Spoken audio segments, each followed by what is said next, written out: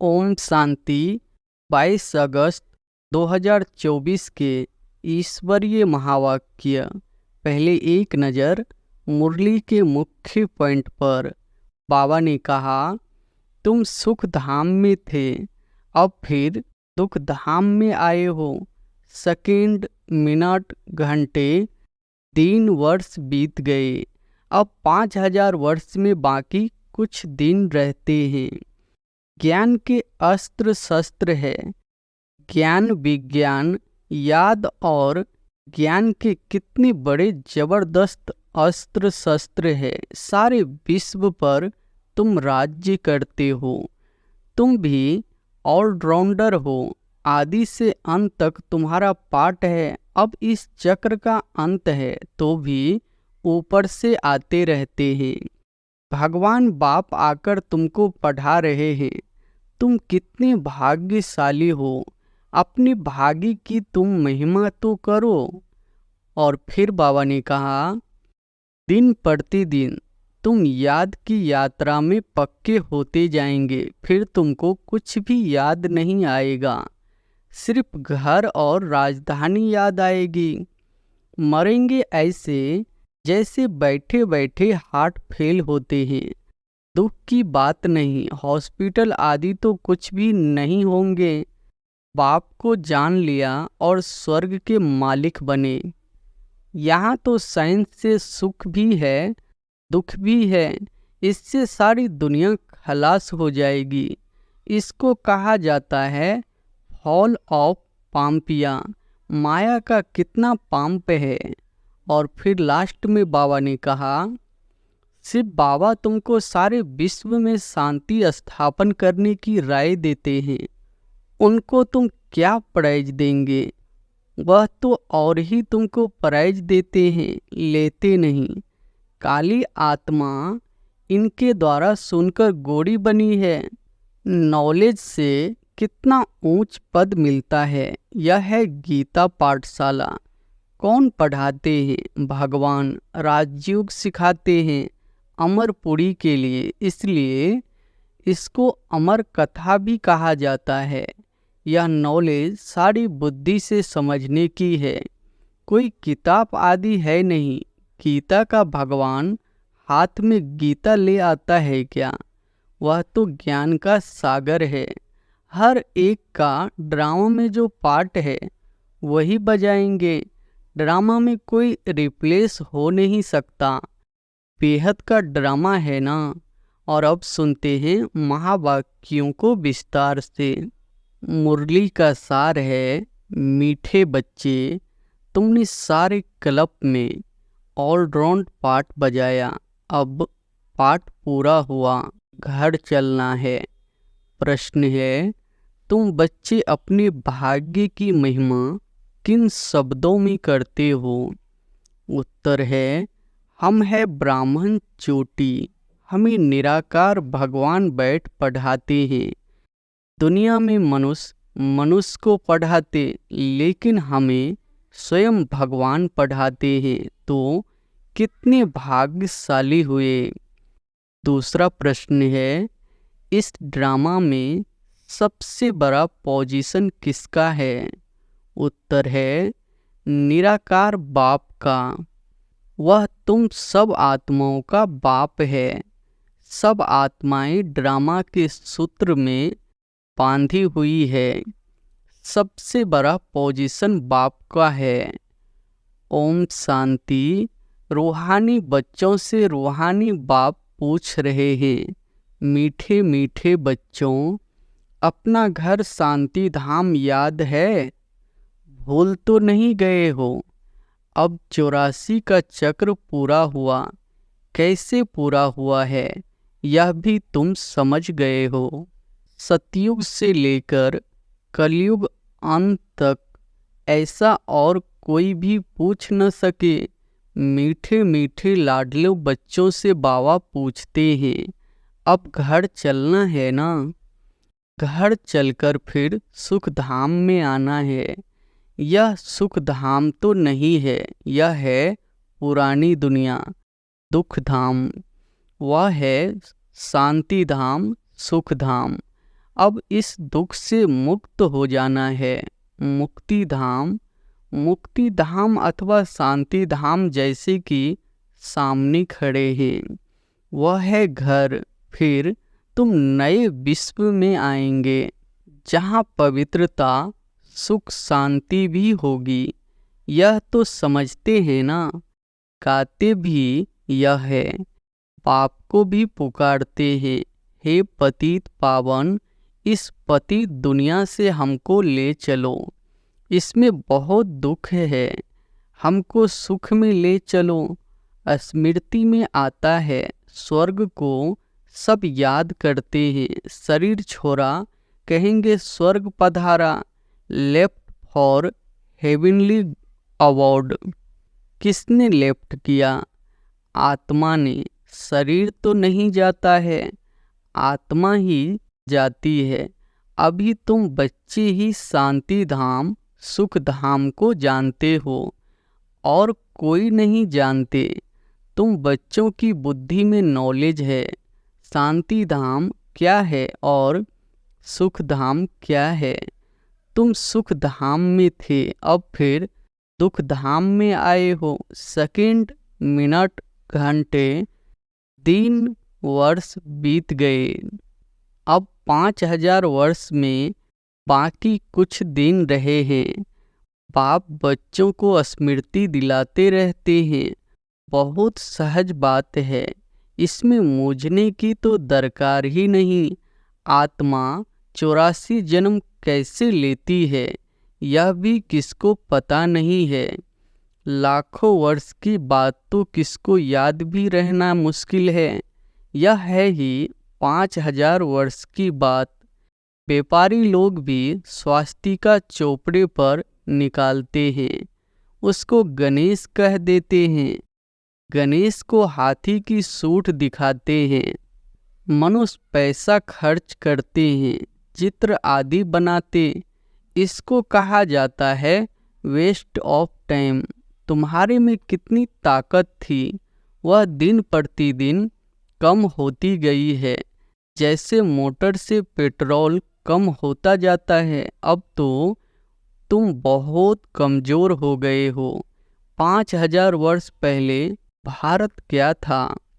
अथाह सुख थे, कितना जबरदस्त धन था। यह राज्य उन्होंने कैसे पाया? राजयोग सीखे थे, इसमें लड़ाई आदि की बात ही नहीं। इनको कहा जाता है ज्ञान के अस्त्र शस्त्र, और कोई स्थूल बात नहीं है। ज्ञान के अस्त्र शस्त्र है। ज्ञान, विज्ञान, याद और ज्ञान के कितने बड़े जबरदस्त अस्त्र शस्त्र है। सारे विश्व पर तुम राज्य करते हो। देवताओं को कहा जाता है अहिंसक। अभी तुम बच्चों को मनुष्य से देवता बनने की शिक्षा मिल रही है। तुम जानते हो हम 5000 वर्ष के बाद बेहद के बाप से यह बेहद का वर्षा ले रहे हैं। यह आत्मा की बात है, इसमें स्थूल लड़ाई आदि की कोई बात नहीं। आत्मा पतित बनी है, इसलिए वह पावन होने के लिए बाप को बुलाती है। अब बाप कहते हैं, मीठे मीठे बच्चे, अब तो घर जाना है। यह है जीव आत्माओं की दुनिया, वह है आत्माओं की दुनिया। उसको जीव आत्माओं की दुनिया नहीं कहेंगे। यह घड़ी घड़ी स्मृति में लाना चाहिए। हम दूर देश के रहने वाले हैं। हम आत्माओं का घर है ब्रह्मांड। यह भी बुद्धि में रहे, हम वहाँ रहते हैं, इस आकाश तत्व से पार, जहाँ सूर्य चांद भी नहीं होते। हम वहाँ के रहने वाले यहाँ पाठ बजाने आए हैं। 84 का पाठ बजाते हैं। सब तो 84 जन्म ले नहीं सकते। आहिस्ते आहिस्ते ऊपर से उतरते आते हैं। हम ऑलराउंड है। सब काम करने वाले को ऑलराउंड कहा जाता है। तुम भी ऑलराउंड हो। आदि से अंत तक तुम्हारा पाठ है। अब इस चक्र का अंत है तो भी ऊपर से आते रहते हैं। बहुत बच्चे रहे हुए हैं जो ऊपर से आते रहते हैं, वृद्धि को पाते रहते हैं। पाप ने तुम बच्चों को हम सो का अर्थ भी समझाया है। वह लोग तो कहते हम आत्मा सो परमात्मा है। उनको तो ड्रामा के आदि मध्य अंत ड्यूरेशन आदि का भी कुछ पता नहीं है। तुमको बाप ने समझाया है, इस शरीर में तुम अभी ब्राह्मण हो। प्रजापिता ब्रह्मा द्वारा शिव बाबा ने तुमको एडॉप्ट किया है, पढ़ाते हैं। यह तो याद रहना चाहिए ना। बाप हमको पढ़ा रहे हैं। वह ऊंच से ऊंच भगवान है। सभी आत्माएं इस ड्रामा के धागे में पिरोई हुई है।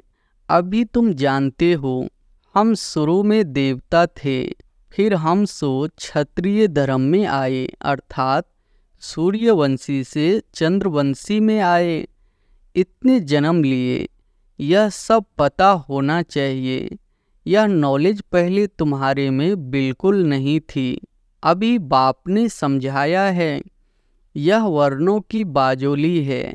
अभी फिर शूद्र से ब्राह्मण बने हो, ब्राह्मण से फिर देवता बनेंगे। विराट रूप दिखाते हैं ना। तुम्हारी बुद्धि में सारा ज्ञान है। कैसे हम नीचे उतरे, फिर ब्राह्मण कुल में आए, फिर डीटी डिनेस्टी में आए। अभी तुम ब्राह्मण हो। चोटी चोटी सबसे ऊंच होती है। तुम्हारे जैसा ऊंच कुल कौन कहलावे। भगवान बाप आकर तुमको पढ़ा रहे हैं। तुम कितनी भाग्यशाली हो। अपने भाग्य की कुछ महिमा तो करो। बाहर में तो सब मनुष्य को पढ़ाते हैं। यह तो है निराकार बाप। यह पाप कल्प कल्प एक ही बार आकर नॉलेज देते हैं। पढ़ाई तो हर एक पढ़ते हैं ना। बैरिस्टर की नॉलेज पढ़कर बैरिस्टर बनते हैं। वह सब मनुष्य को पढ़ाते आते हैं। अभी यह है भगवान वाच। मनुष्य को तो कभी भगवान नहीं कहा जाता है, वह तो है निराकार। यहाँ आकर तुम बच्चों को पढ़ाते हैं। पढ़ाई न सूक्ष्म वतन में न मूल वतन में पढ़नी होती है। पढ़ाई होती ही यहाँ है। इसमें मूझने की तो कोई बात ही नहीं। स्कूल में कभी स्टूडेंट कहेंगे क्या कि हम मूझते हैं, हमको निश्चय नहीं होता। पढ़ाई को पढ़कर अपना स्टेटस लेते हैं। यह लक्ष्मी नारायण सतयुग आदि में विश्व के मालिक कैसे बने? जरूर बाप द्वारा बने। बाप तो सच बताएंगे। भगवान कोई रॉन्ग थोड़े ही बता सकते हैं। बड़ा भारी इम्तिहान है। इस समय तो है प्रजा का प्रजा पर राज्य। राजा रानी है नहीं, सतयुग में थे, अभी कलयुग अंत में है नहीं। इसको कहा जाता है पंचायती राज्य। गीता में लिख दिया है, कौरव और पांडव रूहानी पंडित तो तुम हो ना। सबको रूहानी घर का रास्ता बताते हो। वह है तुम आत्माओं का रूहानी घर। रूह जन्म लेकर पाठ बजाती है। यह बातें तुम्हारे सिवाय और कोई नहीं जानते। ऋषि मुनि आदि कोई भी न रचना को न रचता के आदि मध्य अंत को जानते हैं। लाखों वर्ष कह देते हैं, परंतु उनका भी कोई पूरा हिसाब किताब नहीं है। आधा आधा भी हो न सके। पूरा आधा सुख धाम, फिर पूरा आधा दुख धाम। यह है पतित दुनिया विशेष, और वह है वैसलेस। बाप कितना ऊंच से ऊंच है, परंतु कितना साधारण है। कोई बड़े आदमी ऑफिसर्स आदि से मिलते हैं तो उनको कितना रिगार्ड देते हैं। पतित दुनिया में पतित मनुष्य ही पतितों का दीदार करते हैं। पावन तो है नहीं, गुप्त बाहर से दिखाई कुछ नहीं पड़ता है। पाप को कहा जाता है नॉलेजफुल। ब्लिसफुल, सब बातें बाप में फुल है, इसलिए उनको ज्ञान का सागर कहा जाता है। हर एक मनुष्य के पोजीशन की महिमा अलग अलग है। वजीर को वजीर, प्राइम मिनिस्टर को प्राइम मिनिस्टर कहेंगे, या फिर है ऊंच से ऊंच भगवान। सबसे बड़ा पोजीशन है निराकार बाप का, जिसके हम सब बच्चे हैं। वहाँ हम सब बाप के साथ परम धाम में रहते हैं। वह है घर। यहाँ सबको अपना अपना पाठ मिला हुआ है। कोई एक जन्म का भी पाठ बजाकर वापस चले जाते हैं। बाप समझाते हैं, यह मनुष्य सृष्टि का वैरायटी झार है। एक न मिले दूसरे से। आत्मा तो एक जैसी है, बाकी शरीर एक न मिले दूसरे से। नाटक भी दिखाते हैं जिसमें एक जैसे दो शक्ल बनाते हैं, जिसमें मोच जाते हैं कि पता नहीं हमारा पति यह है या यह तो बेहद का खेल है। इसमें एक न मिले दूसरे से। हर एक के फीचर्स अलग अलग है। आयु भल एक जैसी हो, परंतु फीचर्स एक जैसे हो न सके। हर एक जन्म में फीचर्स बदलते जाते हैं। कितना बड़ा बेहद का नाटक है, तो उनको जानना चाहिए ना। सारे सृष्टि के आदि मध्य अंत का ज्ञान तुम्हारी बुद्धि में है। हर एक का ड्रामा में जो पार्ट है वही बजाएंगे। ड्रामा में कोई रिप्लेस हो नहीं सकता। बेहद का ड्रामा है ना। जन्म लेते रहते हैं, सबके फीचर्स अलग अलग है। कितनी वैरायटी फीचर्स है। यह नॉलेज सारी बुद्धि से समझने की है। कोई किताब आदि है नहीं। गीता का भगवान हाथ में गीता ले आता है क्या? वह तो ज्ञान का सागर है, पुस्तक थोड़ी ही ले आएगा। पुस्तक तो भक्ति मार्ग में बनते हैं। तो यह सब ड्रामा में नोंद है। एक सेकंड न मिले दूसरे से। तुम बच्चों को तो सब समझा दिया है। चक्र पूरा हो फिर नए सिर शुरू होगा। अभी तुम पढ़ रहे हो। पाप को भी तुम जान गए हो, रचना को भी जान गए हो। मूल वतन से यहाँ आते हो पाठ बजाने। स्टेज कितनी बड़ी है, इनका कोई माप नहीं हो सकता। कोई भी पहुँच नहीं सकते। सागर और आकाश का कोई अंत नहीं पा सकते, इसलिए बेहद गाया जाता है। आगे इतनी कोशिश नहीं करते थे, अभी कोशिश करते हैं। साइंस भी अभी है, फिर कब शुरू होगी? जब उन्हों का पाठ होगा तो। इतनी यह सब बातें शास्त्रों में थोड़ी ही है। सुनाने वाले के बदले सुनने वाले का नाम डाल दिया है। यह काली आत्मा, यह गोरी आत्मा। काली आत्मा इनके द्वारा सुनकर गोरी बनी है। नॉलेज से कितना ऊंच पद मिलता है। यह है गीता पाठशाला। कौन पढ़ाते हैं? भगवान। राजयोग सिखाते हैं अमरपुरी के लिए, इसलिए इसको अमर कथा भी कहा जाता है। जरूर संगम युग पर ही सुनाई होगी। जिन्होंने कल्प पहले पढ़ा है वही आकर फिर पढ़ेंगे। वह नंबरवार पद पाएंगे। तुम यहाँ कितनी बार आए हो? अनगिनत। कोई से पूछे यह नाटक कब शुरू हुआ है, तुम कहेंगे यह तो अनादि चला आ रहा है। गिनती की बात हो नहीं सकती। पूछने का ख्याल भी नहीं आता। शास्त्रों में सभी है। भक्ति मार्ग की कहानियाँ जो पढ़ते रहते हैं। यहाँ तो अनेक भाषाएं हैं। सतयुग में अनेक भाषाएं आदि होती नहीं।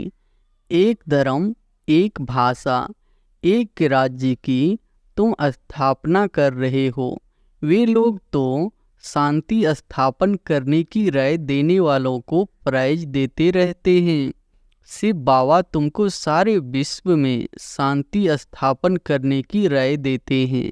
उनको तुम क्या प्राइज देंगे? वह तो और ही तुमको प्राइज देते हैं, लेते नहीं।